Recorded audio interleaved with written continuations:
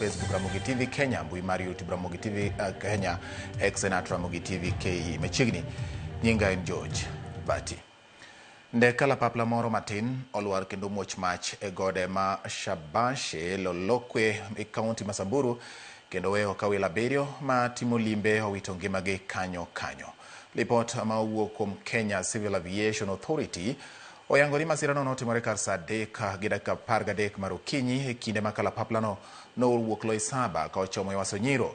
Ringre oting'o 4 magin jopiny Amerika, 2 magin jopiny Ecuador ka Jakenya achiel mane en jariembo bende ne oyudore masirano. Lipot mar obila oyango ni welogo oting'o Josh Ostran mane en jariembo, Roger Dot, Adam Neveti, Stephen Vasconez, Henry Para, Michael Kontugi gi jomamoko bende mane nitiere e ndegeno.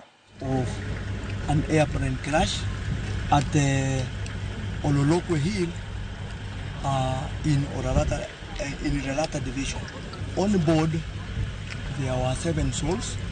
Unfortunately, the team has established that all the 7 people who are on board on that aircraft have perished. So far, the recoveries, the evacuation is ongoing, and we have managed also to recover some personal items, mobile phones and camera.